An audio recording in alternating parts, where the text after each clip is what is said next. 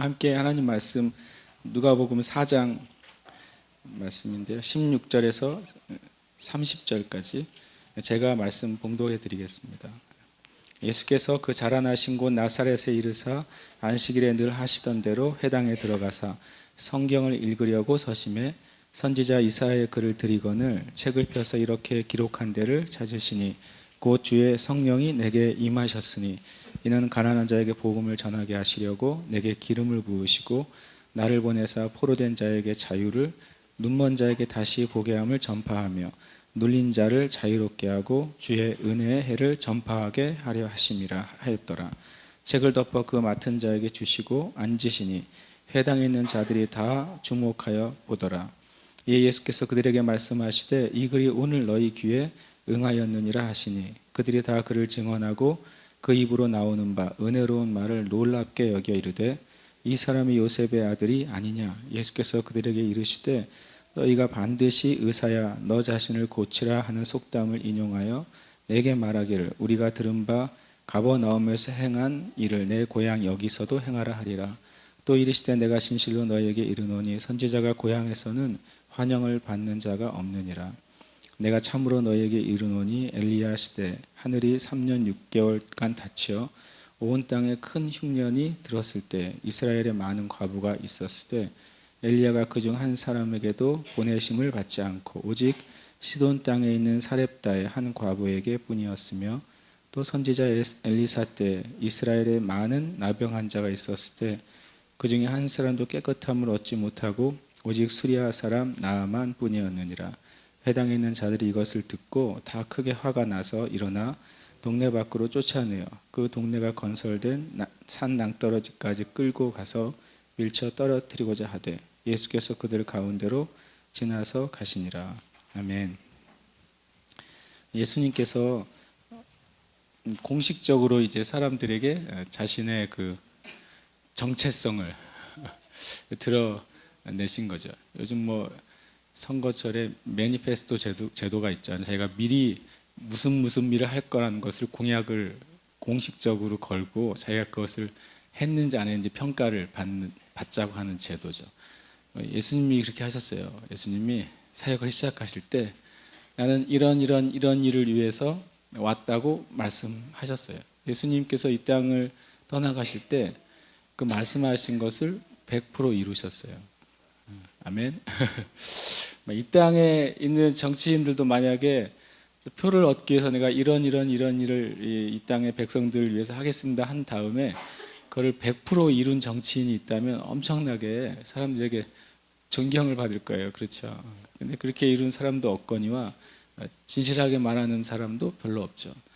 그것과는 뭐 완전히 다른 차원이지만 예수님께서는 그 사역을 공식적으로 시작하실 때 어떤 말씀을 하셨고 그것을 이루셨어요. 그리고 사역을 공식적으로 시작하신 장소도 예수님이 정하셨어요. 하나님의 모든 일에는 이유가 있습니다. 그것을 믿으십니까? 아멘.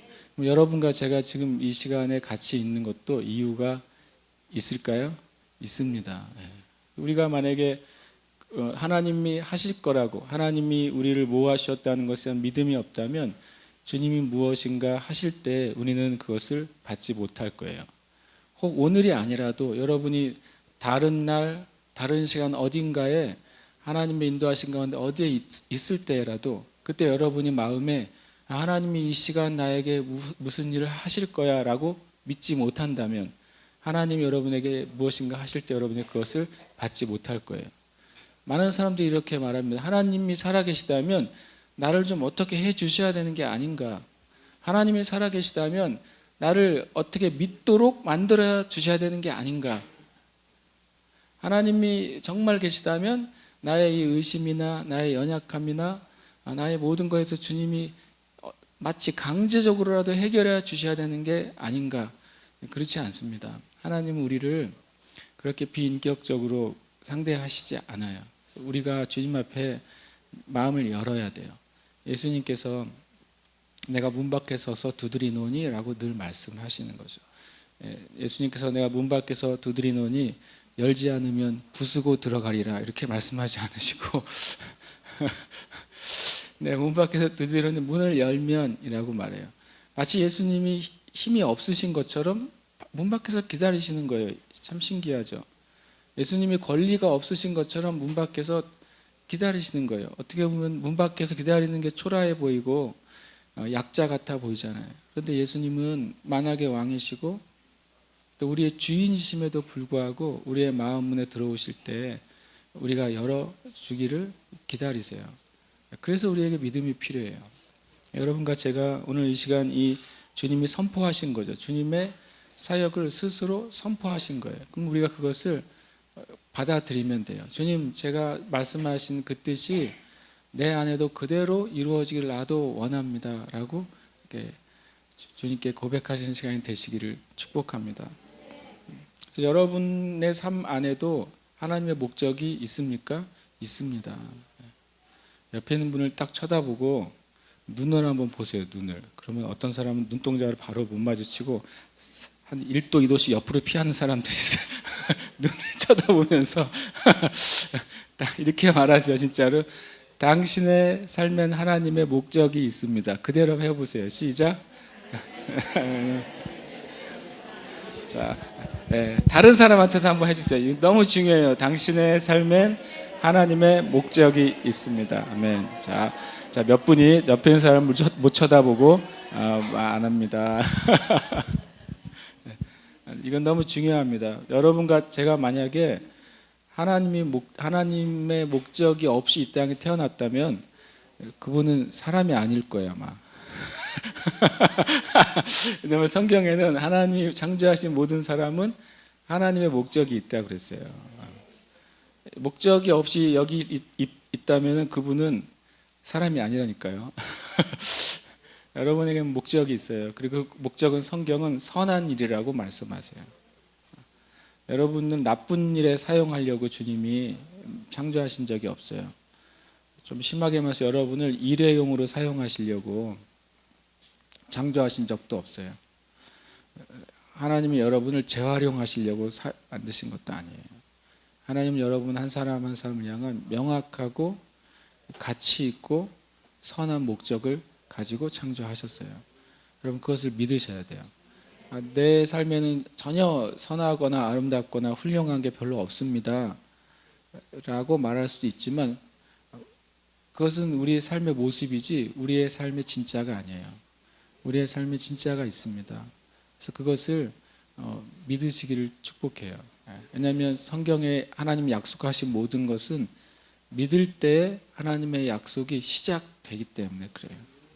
여러분 삶에는 아름다운 목적이 있습니다. 아멘. 이번 주에 창세기 25장을 제가 묵상했는데 거기에 에서가 되게 우리로서는 이해할 수 없는 거래를 한단 말이죠. 팥죽, 그 맛있는 팥죽 한 그릇을 먹기 위해서 보이지 않는 장자의 명분, 장자의 권리를 넘겨줘요. 팥죽은 눈에 보여요. 팥죽은 눈에도 보이고 냄새도 맡을 수 있어요. 그리고 엄청 배고픈데 이 내 몸의 필요를 채워줄 것으로 보여요. 팥죽이. 그런데 이 에서가 가지고 있는 장자의 명분은 지금 당장 나에게 필요가 없는 것처럼 보여요. 장자라고 해서 어차피 내가 물려줬다고 해서 내가 먼저 태어난 것이 바뀌지도 않잖아요. 에서가 그 보암직도 하고 먹음직도 하고 배를 채워주게 탐스럽기도 한 팥죽과 장자의 명분을 거래합니다. 여러분과 제가 우리의 육신의 만족, 내가 원하는 만족을 위해서 진짜 가치 있는 것과 거래하지 마시길 축복해요. 하나님의 것과 그리고 진리와 이 땅의 것과 바꾸지 마세요. 왜냐하면 그 바꿨을 때는 지금 현실적으로 나에게 유익이 있을 수 있어요. 그리고 내 필요를 채울 수도 있고 그리고 나에게 기쁨을 줄 수도 있어요. 그러나 그것이 굉장히 큰 것을 잃어버리게 된다는 것을 기억하시길 축복합니다. 예수님께서 나사렛으로 가셨습니다. 그래서 저도 궁금해서 나사렛으로 왜 가셨나? 왜 나사렛으로 가셨을까? 다른 데 가셔서도 주님의 일을 선포하실 수 있었단 말이죠. 뒤에 나오는 것처럼 예수님 스스로 선지자가 자기 고향에서는 뭘 못 받는다고요? 인정을 못 받는다고 그랬어요. 예수님도 구약에 있는 그 말씀을 아시니까 내가 나의 자란 고향 나사렛으로 가면 당연히 선지자의 말대로 존중을 못 받을 것을 주님 스스로 아시는데도 그곳을 가셔서 예수님의 첫 사역을 선포해요. 나사렛은 굉장히 넓은데 인구가 500명밖에 되지 않았대요. 그 당시에. 500명이면 뭐 정말 얼마 안 되잖아요. 아주 촌이고 사람도 몇 명 살지 않는 곳. 그곳에서 주님이 자라나셨단 말이죠. 그러니까 인구가 500명밖에 안 되면 누구 아들 누구 딸 모르겠어요, 알겠어요? 다 아는 거죠. 다 서로 알아요. 제주도 괜당처럼 서로 다 아는 거예요. 그 땅에 가셔서 예수님의 공생의 선포가 시작해요. 유명한 지역도 아니고 알려진 지역도 아니고 모든 사람들이 모이는 장소도 아니고, 그런데 주님이 그 아주 작은 구석에서 예수님의 공생애를 선포하신 거죠. 예수님은 그래서 모든 면에 있어서 낮아지셨어요. 계속 낮아지시고 낮아서 거기서 시작하셨습니다. 그게 주님의 겸손이기도 하지만 또 하나님의 뜻이었습니다. 그래서 제가 나사렛을 찾아봤더니 나사렛이 구약에는 나사렛이란 지명이 안 나와요. 구약에는 나오지 않는 지명입니다. 신약에만 나와요. 나사렛. 그리고 신약에서는 구약에서는 하나도 중요하게 여겨지지 않는데 신약에서는 예수님의 본 동네라고 그래요. 예수님의 고향이다라고, 예수님의 자리다라고 표현하고 있는 땅이에요. 근데 나사렛이 히브리 말로는 어느 말에서 왔냐면 네체르라는 단어에서 왔다 그래요. 근데 네체르가 의미가 가지라는 뜻이에요. 새롭게 난 싹, 새롭게 나온 가지라는 뜻이에요. 재미있게도 이사야 11장 1절 2절에 이런 말씀이 있습니다. 이새의 줄기에서 한 싹이 나며 그 뿌리에서 한 가지가 나서 결실할 것이요 그의 위에 여호와의 영 곧 지혜와 총명의 영이요 모략과 재능의 영이요 지식과 여호와를 경외하는 영이 강림하시리니라고 이사야 11장 1절과 2절에 예언되어 있어요. 거기에 이새의 아들이 누구예요? 다윗 왕입니다. 그 계열, 그 가지로부터 왕이 나올 거라고 말하는 거죠. 나사렛이 놀랍게도 히브리어로 네제르라는 단어와 가장 가까운 단어예요. 그것이 뭐라고요? 가지입니다. 새롭게 나온 가지. 예수님께서 왜 그 무명하고 시골이고 사람이 몇 명 살지 않은 곳에서 자라나셨는가? 그것은 실은 이사야서 11장 1절과 2절에 그 가지로부터 나올 거라는 것을 상징적으로 보여주시기 위해서 그래요. 그리고 또 하나는 거기서부터 그 한 가지에 하나님의 영이 강림하실 거라 그래요. 우리가 오늘 읽은 말씀에 보면 주님이 이런 말을 합니다. 주의 성령이 내게 임하셨으니 라고 말씀하세요. 그래서 이사야 11장 1절과 2절에 그 예언의 말씀이 성취되는 날이 된 것이죠. 근데 또 정작 이 나사렛이라는 단어는 구약에 없다고 그랬잖아요. 신약에 나오는 단어예요. 신약의 성경은 어떤 언어로 쓰여졌죠? 헬라어로 쓰여졌어요. 구약적인 의미로는 새로 나온 가지라는 뜻인데 신약에 그냥 나사렛이라는 단어는 무슨 의미냐? 그것은 거룩하다는 뜻이에요. 굉장히 재밌죠. 구약적인 의미로는 같은 단어가 새로 나온 가지가 돼서 구약에 말씀하신 것이 성취되는 장소가 되고, 신약에는 거룩한 곳이라는 곳이 돼서 예수님의 처소가 거룩한 곳이라는 거예요. 왜 그런 의미를 주님이 사용하셨을까라고 했을 때 시편 47편 8절에 이런 말씀이 있습니다. 하나님이 뭇 백성을 다스리시며 하나님의 그의 거룩한 보좌에 앉으셨도다. 시편 68편 5절에는 그의 거룩한 처소에 계신 하나님은 고아의 아버지시며 과부의 재판장이시라. 스가랴 2장 13절에요. 모든 육체가 여호와 앞에서 잠잠할 것은 여호와께서 그의 거룩한 처소에서 일어나심이니라 라고 말했어요. 그러니까 거룩하다고 하는 것은 하나님과 연결될 때 그것은 하나님이 계신 보좌를 의미해요. 하나님은 사랑이시잖아요. 성경에 God is라고 된 단어가 세 개가 있어요. 하나님은 빛이세요. 그리고 하나님은 사랑이세요. 그리고 하나님은 뭐죠? 영이세요. 근데 하나님은 거룩이다라는 단어는 없어요. 하나님이 거룩하신 분이죠. 하나님은 빛이시고 영이시고 사랑이세요. 그래서 사랑은 하나님의 성품이 아니에요. 하나님 자체이신 거예요. 오히려 하나님의 성품은 거룩함이에요. 영이시고 사랑이시고 빛이신 하나님이 거룩의 보좌에 앉아 계시다고 성경은 말씀하시는 거예요. 예수님께서 사역을 선포하신 자리가 어디였다고요? 바로 거룩한 처소 나사렛이세요. 주님이 이 땅에 성육신하셔서 하나님의 대리인으로 사역을 시작하신 거예요. 거룩한 처소 나사렛에서 예수님께서 하나님의 일을 시작하셨어요. 그래서 주님이 이 나사렛에서 하나님의 일을 시작하십니다. 다시 말씀드리자면 모든 하나님의 일에는 이유와 목적이 있어요. 예수님 왜 이것을 이렇게 하셨습니까? 그것은 우리를 위해서 그래요. 여러분, 예수님에 대한 모든 글을 읽을 때마다, 예수님이 하신 모든 말씀을 읽을 때마다 절대 잊어버려야 되지 않은 한 가지는 뭐냐면 이것은 나를 위해서 하셨다는 거예요. 나를 위해서 하셨어요. 예수님이 어디를 가셨다면 그것은 나를 위해서 하신 거예요. 예수님이 무슨 말씀 하셨다면 나를 위해서 하신 거예요. 예수님이 어떤 행동을 하셨다면 그것도 우리 자신을 위해서 하신 거예요.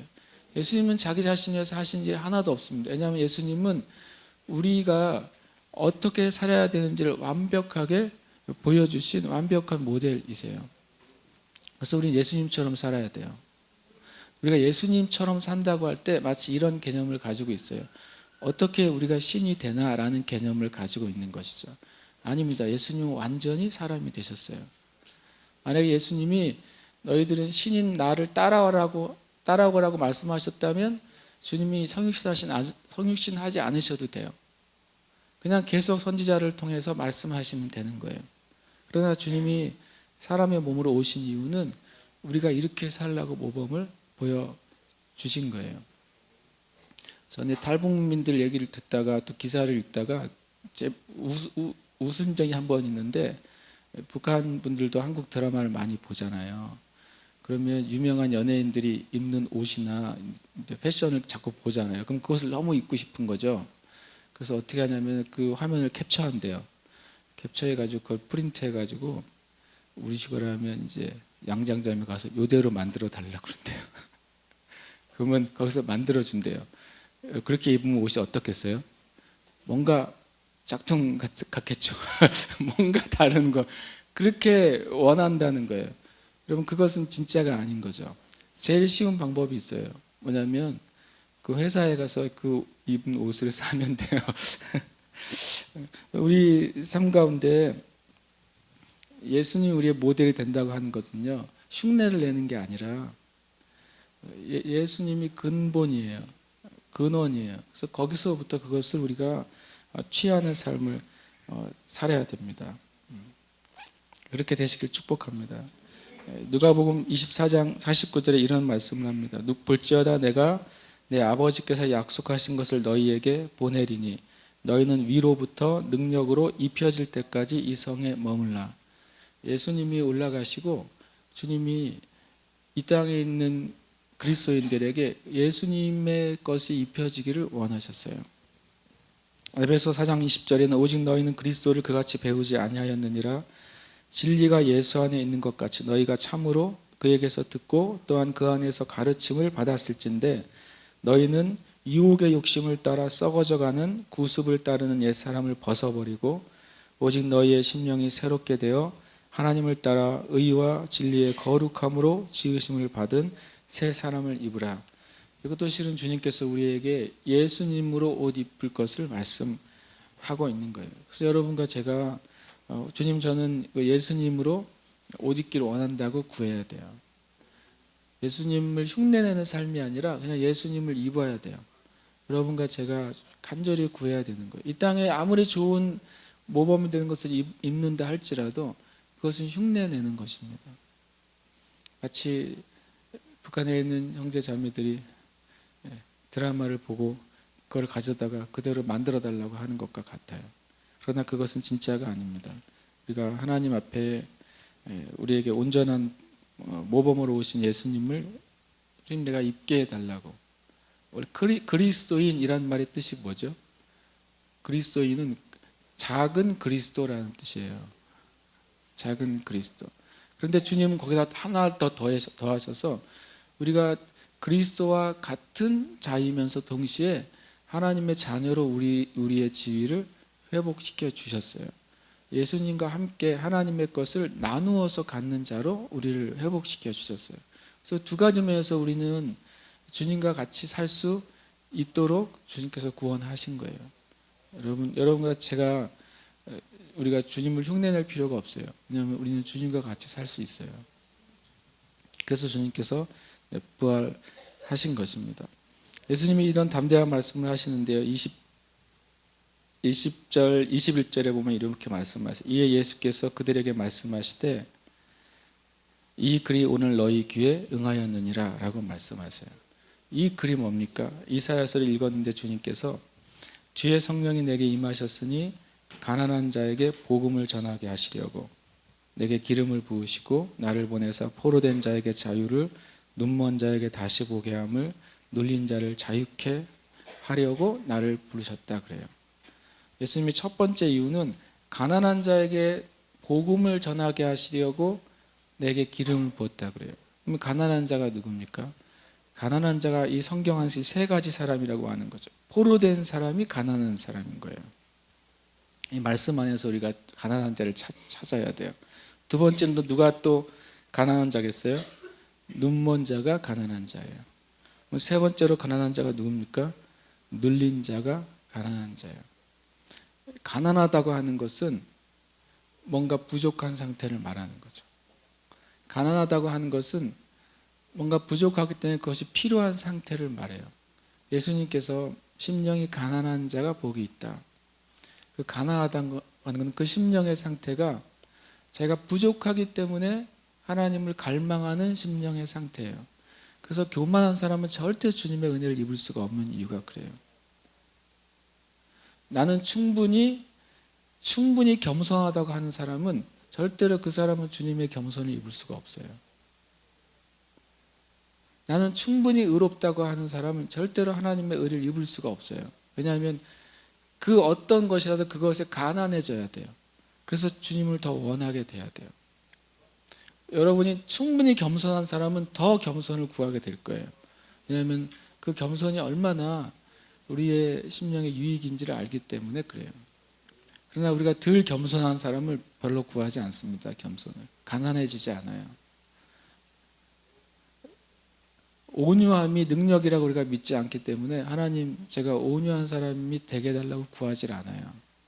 가난해지지 않습니다. 여러분과 제가 가난해져야 돼요. 그래야 하나님의 은혜를 입을 수가 있어요. 이 세 가지의 가난함을 주님 말씀하세요. 가난한 자에게 복음이 전해진다고 표현하는데 이 말씀을 그대로 그냥 아이들 공부하는 것처럼 생각을 해보시면 좋아요. 가난한 자는 첫 번째로는 포로된 자예요. 포로된 자는 가난한 거예요. 그러면 뭐가 부족한 거죠? 포로된 사람은요? 자유가 부족한 것입니다. 이런 식으로 이해하시면 돼요. 말씀은 그렇게 우리에게 말해줘요. 가난한 자에게 복음이 전해지는데 포로는 자유가 부족한 자예요. 자유가 박탈당했어요. 그러면 그 사람에게 복음이 전해질 때 그 박탈당한 것이 채워져요. 뭐가 채워지겠어요? 자유가 채워지는 것입니다. 그래서 어떤 종류의 포로이든 그들이 영적으로, 감정적으로, 육체적으로 어떤 종류의 갇힌 상태, 부자연스러운 상태에 있든지 예수님의 복음이 그 사람에게 들어갈 때 그 부족한 자유가 채워지게 된다고 주님이 말씀하시는 거예요. 다른 것이 복음이 아니에요. 부족한 것이 가득 차게 되는 것입니다. 두 번째 가난함은 뭡니까? 눈 먼 것입니다. 눈 먼 사람에게는 뭐가 부족한 것입니까? 빛이 부족한 것입니다. 그의 눈이 빛을 인식하지 못하는 거예요. 그 눈에는 어두움밖에 없는 것입니다. 많은 사람들이 다 눈을 뜨고 이 세상을 살아가지만 그 심령에 빛이 없어요. 그 영혼에 빛이 없어요. 그들의 인생에 빛이 없어요. 전에 한번 제가 어느 다큐멘터리를 보고 굉장히 충격을 받았다고 그랬는데, 어느 베두인족이 살아가는 모습을, 중앙아시아에 있는 살아가는 다큐멘터리를 볼 때 어느 한 집안이 사막 한가운데 텐트를 치고 3대가 살았어요. 그 일본 NHK에서 찍은 어떤 그 다큐멘터리인데, 3대가 살았으니 그 집안이 거기서 텐트를 치고 100년 이상 살았어요. 그들이 어떻게 먹고 사냐면, 그 옆에 우물이 하나 있어요. 반경 40km인가 80km 안에 우물이 딱 하나 있어요. 거기에 우물이 나와요. 그 베두인족 집안은 어떻게 먹고 사냐면, 그 우물에서 물을 길는 거예요. 근데 우물 깊이가 수십 미터예요. 자기 사람의 손으로 끌어올릴 수가 없어요. 그러니까 이 말이나 나귀 같은 것에다가 끈을 묶어서 끝에 큰 두레박을 하나 묶어 놓습니다. 그래서 나귀를 뒤로 후진시키면 그 두레박이 우물 안으로 들어가요. 그럼 끝까지 후진시키면 첨벙하고 떨어지죠. 물이 가득 찹니다. 그럼 다시 나귀를 앞으로 끌어요. 그럼 계속 올라오겠죠. 그래서 끝까지 딱 가면 두레박이 올라와서 넘쳐서 넘어지게 돼요. 그럼 그 앞에 큰 이제 물을 받는 이렇게 받게 되어 있으면 거기 계속 물이 차는 거죠. 해가 뜨면 계속 그걸 해요. 해가 질 때까지 계속 하루 종일 물을 그렇게 떠요. 그러면 그 주변에 있는 목동들이 자기의 양이나 소나 가축에게 물을 먹이기 위해서 며칠에 한 번씩 그곳에 옵니다. 그래서 물을 길어가요. 물을 길어가면서 음식을 주고 가요. 여러분, 100년 이상 한 가족이 그걸 했어요.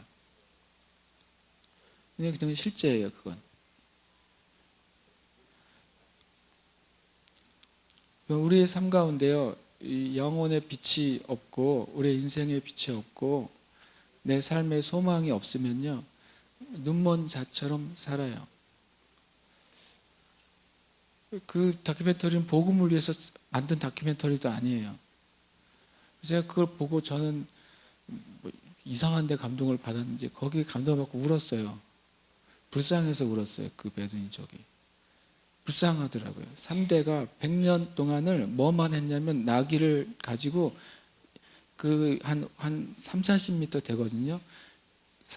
한 가정의 3대가 3, 40m 안에서 살아온 거예요. 계속 왔다 갔다.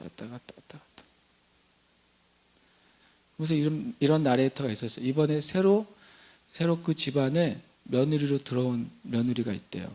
근데 나레이터가 뭐라고 말하는지 아세요? 이 여인은 앞으로 몇십 년간 이 일을 하게 될지 모릅니다. 그러더라고요. 다른 변화가 없으면 그렇게 살겠죠. 그렇죠? 그 일을 계속하는 거예요. 여러분, 이 온 세상 가운데 그 인생과 영혼과 심령에 빛이 없이 사는 사람이 얼마나 많은 줄 아세요? 그러면 대도시에 사는 사람들은 빛이 있습니까? 안 그렇습니다.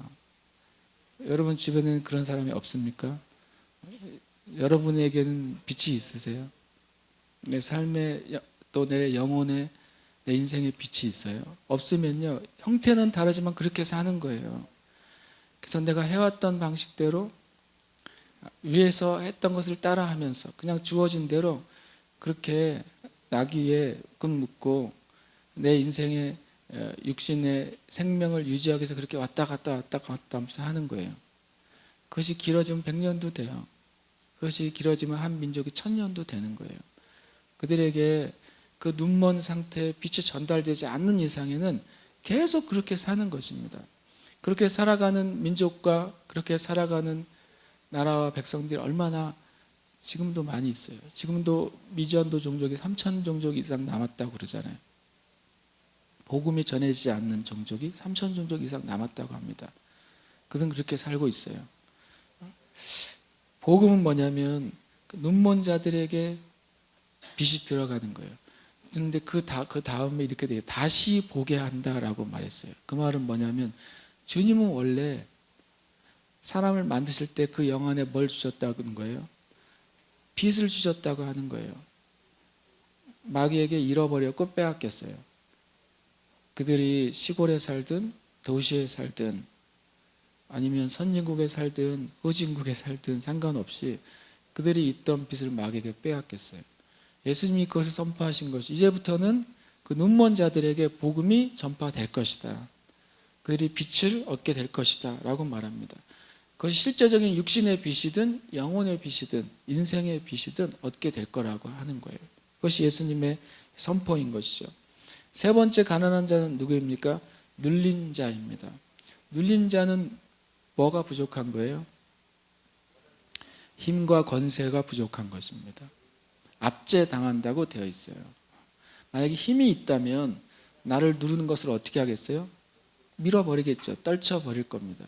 그러나 누르는 힘에 완전히 사로잡혀서 스스로를 떨치지 못하고 일어나지 못하는 상태에 있는 것을 말씀하세요. 이 눌린 자에게 주시는 자유는 갇힌 자에게 주시는 자유와 다른 거죠. 눌린 자에게 주는 자유는 뭐예요? 힘과 권세가 회복되는 거예요. 심지어는 이 땅에 많은 구원받은 그리스도인들도 눌린 상태로 살아갑니다. 예수님 믿고 구원받았음에도 불구하고 계속 인생과 삶 가운데 눌린 상태로 인생을 살아갈 수 있어요. 주님이 가난한 자에게 복음을 전하게 하시려고 하나님께서 예수님에게 기름 부으셨다 그래요. 하나님을 최선을 다해 믿었던 유대인들, 그들은 놀랍게도 눌려 있는 것이죠. 야훼 하나님을 믿음에도 불구하고 그들에게 진정한 하나님 나라의 권리와 권세와 힘을 잃어버렸어요. 그들이 하나님을 떠나면서 잃어버렸어요. 지금은 로마라는 거대한 제국의 압제 안에 있는 것이죠. 예수님께서 그것을 바꾸시겠다고 하시는 거예요. 그것이 현실적인 압제이든 영적인 압제이든 육체적인 압제이든 재정적인 압제이든 무엇인지 주님께서 그것을 자유롭게 하시겠다고 말씀하세요. 가난한 자에게 복음이 전파된 상태를 뭐라고 표현하냐면 19절에 뭐라고 말씀하십니까? 주의 은혜의 해라고 말하는 거예요. 이걸 다 더하면 가난한 자에게 복음이 전파되기 위해서 주님이 오셨는데 이 세 가지 가난한 상태, 포로되고 눈멀고 눌린 자들이 자유롭게 되고 해방되고 힘을 얻은 그날, 힘을 얻게 돼서 살아가는 그 새로운 시간을 주님의 은혜의 해라고 말하는 거죠. 주님이 그것을 전파하려게 한다고 그랬어요. 여러분, 예수님 믿는 것은 예수님 믿습니다 고백하고 내가 구원받은 것으로 끝나지 않습니다. 예수님 믿은 다음에부터가 하나님이 하시고 싶은 일이 시작돼요. 그러면 여러분과 저에게도 그 일이 계속 일어나야 되지 않겠습니까? 구원받았어요. 저도 영생 얻었어요. 여러분도 거듭났습니까? 그러면 이제 이 일이 시작돼야 돼요. 이 일은 주님이 이것 때문에 오셨어요. 그게 주님의 목적이에요. 그럼 여러분과 제 안에 어떤 종류의 가난함이든 그것이 포로된 것이든 눈먼 것이든 눌린 것이든 주님 이제 그 일을 하고 계시고 하기를 원하세요. 그러면서 뒤에 주님이 굉장히 재미있는 얘기를 해요. 이 얘기가 얼마나 재미있었는지 사람들을 흥분시켜서 예수님을 죽이게 만들려는 재미있는 이야기죠. 어떤 얘기를 했는데 사람들이 흥분되고 열받아서 얘기하는 사람을 죽이고 싶어하는 이야기. 그런 얘기를 들어본 적 있으세요? 살인의 충동을 일으키는 이야기. 예수님이 그 이야기를 하셨어요. 그것도 집단적으로 예수님을 죽이고 싶게 한 이야기가 있어요. 그런데 아무리 읽어봐도 그렇게까지 느껴지진 않잖아요. 여러분 읽어보셨어요? 혹시 24절에서 27절을 읽으면서 갑자기 사리가 생겼어요? 안 그렇죠? 제가 이게 신기했어요. 진짜로 신기했습니다. 도대체 예수님이 하신 이야기가 24절에서 27절이 굉장히 평범한 이야기 같은데 조금 더 나가면 조금 교훈이 될 만한 이야기 같은데 그런데 놀랍게도 이 이야기를 들을 때 그 나사렛에 있는 예수님이 누군지 아는 예수님이 어렸을 때 자라온 것을 보아왔던 동네 아저씨들 아주머니들이 예수님을 죽이고 싶어졌다니까요.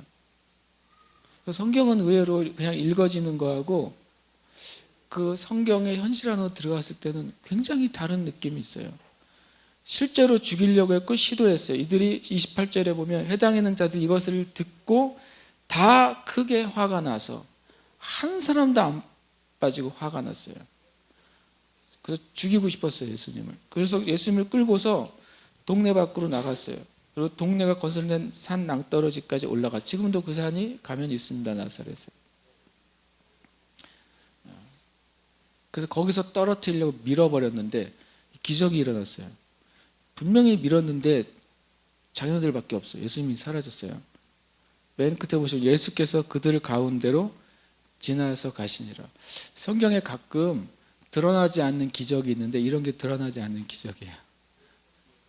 사람들이 다 예수님을 끌고 분명히 끌고서 올라갔단 말이죠. 절벽으로 다 올라갔어요. 죽여라 죽여라 그러면서 올라가서 이제 밀으려고 그러는데 예수님 없어요.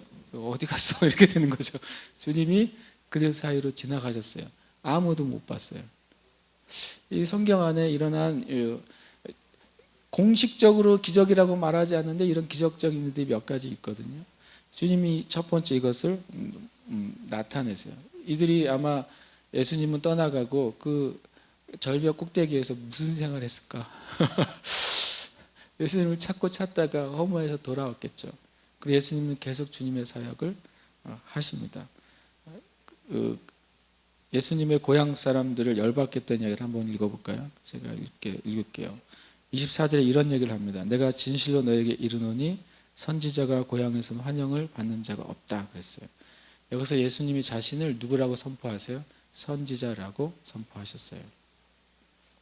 그리고 뭐라고 말하면 두 선지자, 구약 가운데서 가장 큰 역사를 나타냈던 두 선지자를 예를 들으세요. 그가 엘리야와 엘리야의 후계자인 엘리사를 들어요. 엘리사는 엘리야에게 부어진 하나님의 역사에 갑절의 영감을 받은 선지자예요. 엘리야 시대에 하늘이 3년 6개월간 비가 안 왔어요. 근데 많은 과부가 있었어요. 그 말은 많은 과부들이 다 뭐가 필요했어요? 땅 음식이 필요했어요. 왜 과부를 들었을까요?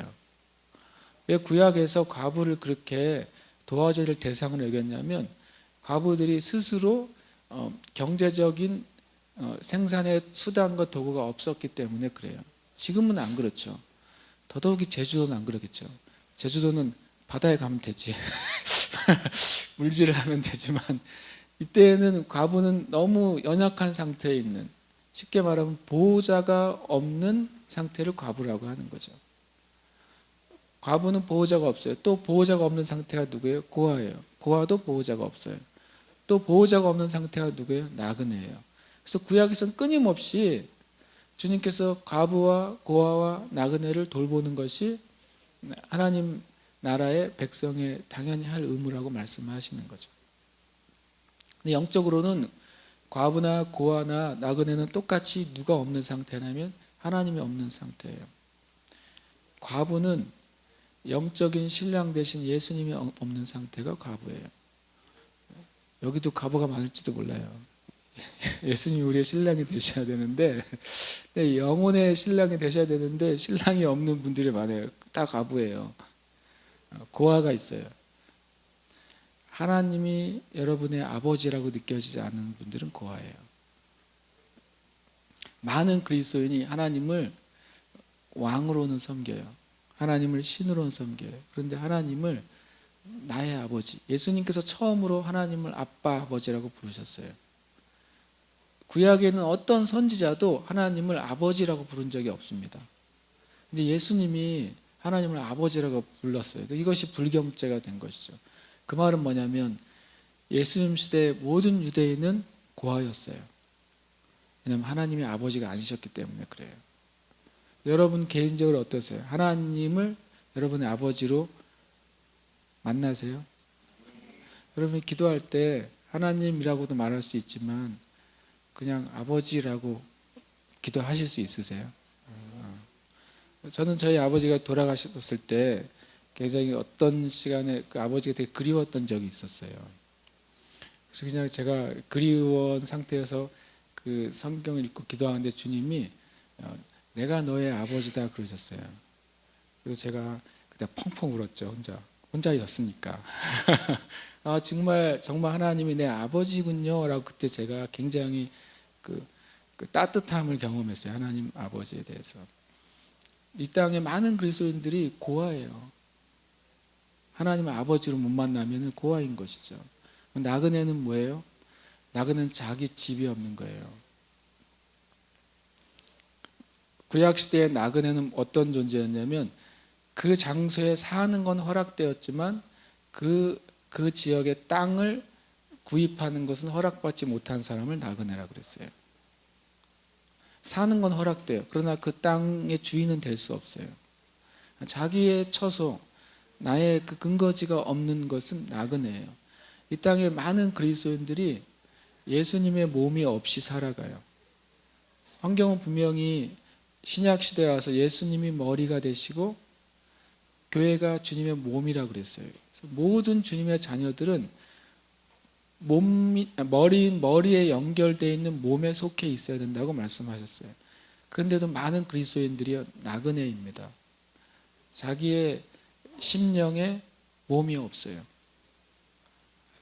머리만 떠다니는 거죠. 머리만 둥둥둥둥 떠다녀요. 몸이 없이. 그래서 주님이 주인은 맞아요. 구원받은 것도 맞아요. 그러나 힘이 없는 것입니다. 실제로 손과 발로서 힘을 얻어서 할 수 있는 힘은 제한되는 거예요. 이 세 부류가 실제로 영적으로든 실제적으로든 하나님의 은혜가 필요한 사람이죠. 그 시대에 많은 과부가 있었어요. 그들이 다 필요가 있었어요. 3년 반 동안 비가 안 왔어요. 먹고 살 것이 막막한 과부들이 수도 없이 많았는데 놀랍게도 이 엘리야에게 딱 한 과부에게만 보내심을 받았다는 거예요. 그냥 그렇게 말했어요. 그냥. 그 다음에 두 번째로는 이 말을 할 때도 조금 열 받았을 수도 있어요. 근데 두 번째가 결정타예요. 그 다음에 엘리사가 했던 많은 나병 환자가 있었대요. 나병 환자는 당시로서는 가장 큰 저주의 모습이에요. 저주받은 상태의 한 모습이 나병 환자란 말이죠. 저주받은 사람들, 치유가 필요한 사람, 저주로부터 해방돼야 될 수많은 사람 있었는데 엘리사는 누구의 갑절 영감을 받았다고요? 엘리야의 갑절 영감을 받았어요. 장풍으로 치면 2배예요. 그러니까 굉장히 세죠. 엘리사가 꽤 셉니다. 엘리야보다도 2배로 세요. 그러니까 나병 환자 다 모아놓고 한번 쏘면 다 치유받을 수 있는 사람이 엘리사예요. 그런데 놀랍게도 정말 놀랍게도 뭐라고 말하면 한 사람만 깨끗함 얻었는데 그것도 이방인이에요. 유대인 나병 환자도 아니고 유대인 나병 환자, 선택받은 민족 중에 하나님의 사랑을 받는 유대인 나병 환자가 치유받은 것도 아니고 이스라엘의 적이었던 아람 나라의 그것도 군대 장관, 어떻게 보면 얄궂잖아요. 우리의 적의 장군이 죽어가는데 살려주면 우리 식으로 하면 뭐가 돼요? 역적이 되는 거 아닙니까? 그 사람이 회복이 됐어요. 그러니까 이 말을 들을 때 나사렛 사람들이 화가 나고 예수님을 죽여야 되겠다고 생각하고 낭떠러지로 밀어버렸어요. 이 말은 뭐냐면요, 한마디로 말하면 하나님이 너희들을 버렸다는 거예요. 이렇게 들린 거예요, 나사렛 사람들. 그 수많은 과부 중에 저 촌에 있는 사렙다 과부만 하나님 은혜 읽고 나머지는 다 못 받은 것처럼 너희들이 못 받을 것이라는 거예요.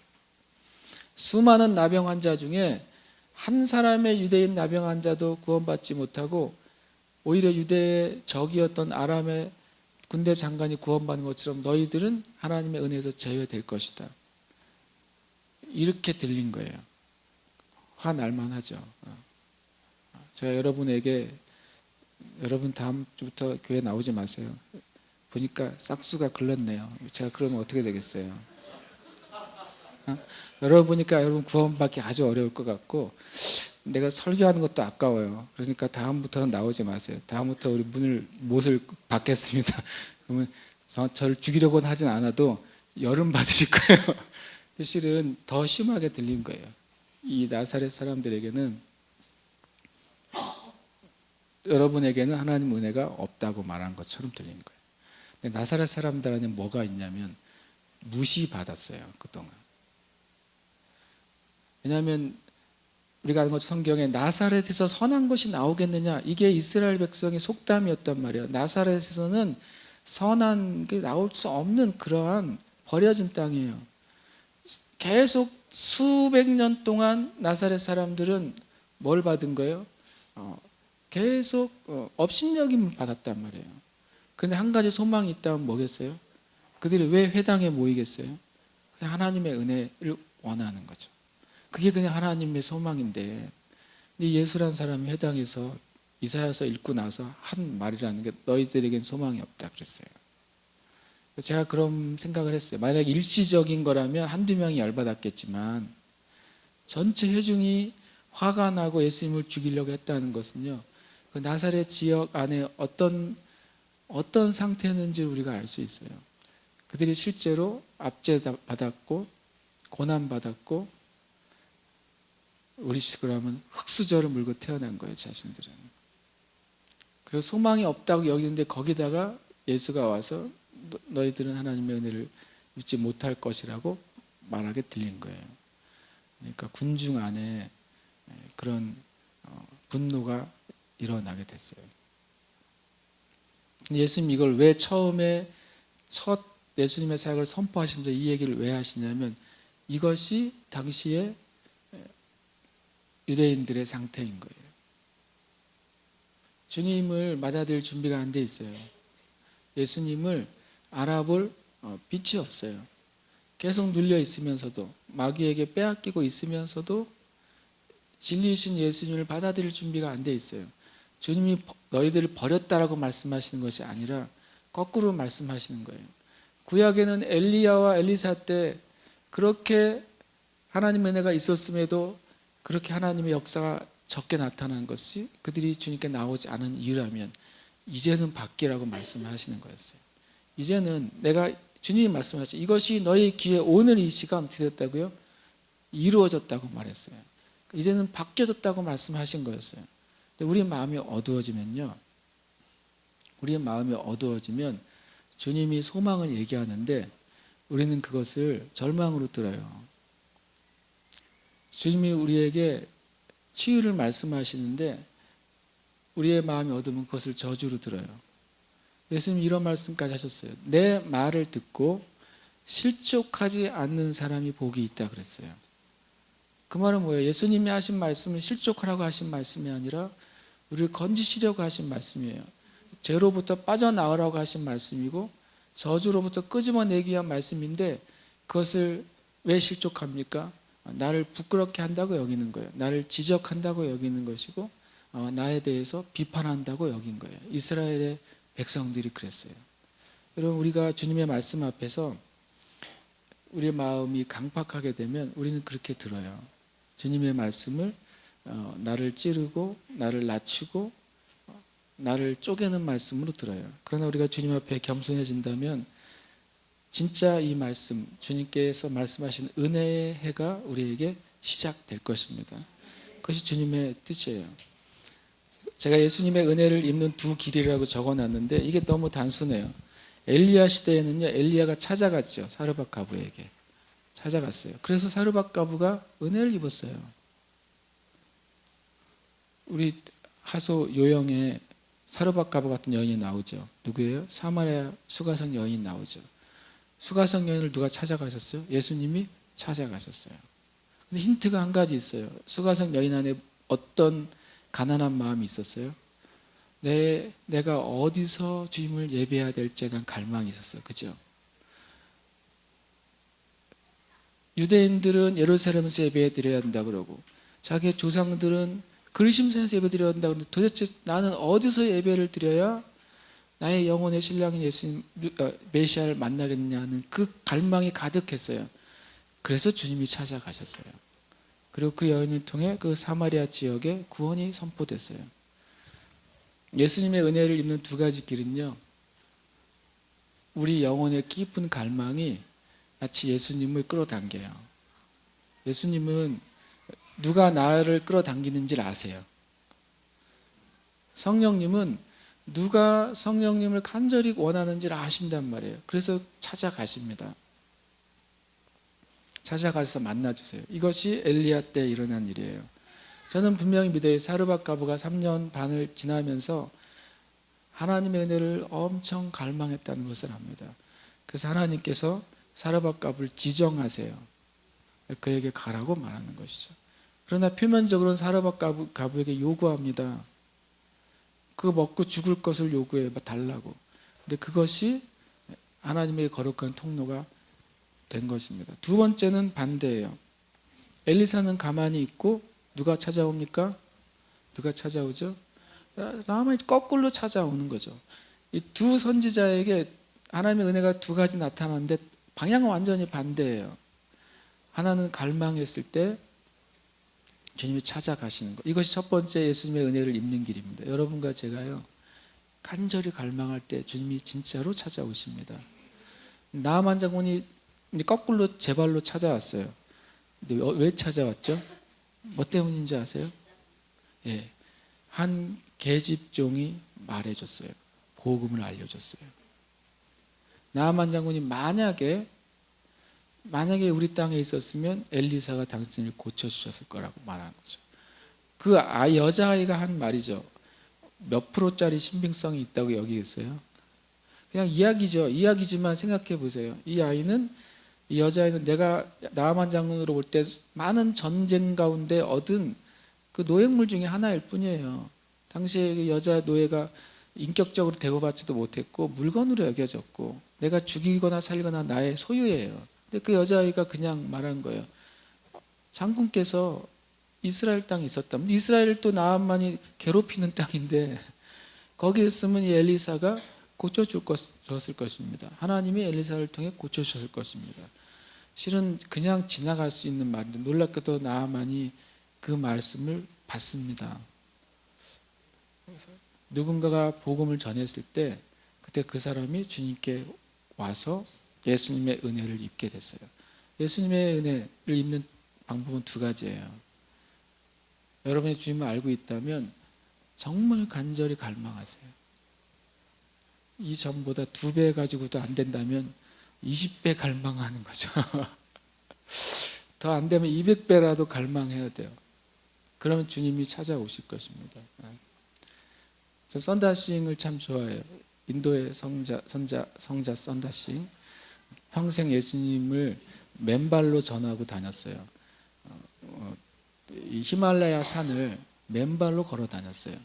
히말라야에서 썬다싱을 만난 사람들이 기절했대요. 맨발로 다니니까 만년설을. 썬다싱이 10대에 진리를 원했어요. 썬다싱, 싱이 사자라는 뜻이에요. 그 집안에 내려오는 이름입니다. 그래서 자기 집안은 계속 힌두교 집안이고 진리를 추구하는 집안이고, 어렸을 때부터 너는 신을 잘 섬겨야 된다고 어머니가 끊임없이 가르쳐 줍니다. 그래서 이 선다싱은 신을 섬기기 위해서 제가 진리를 찾기 위해서 아주 10대 이하 때부터 계속 그렇게 쫓아다녀요. 훌륭한 구루들이 있으면 쫓아가서 말씀을 듣는 거죠.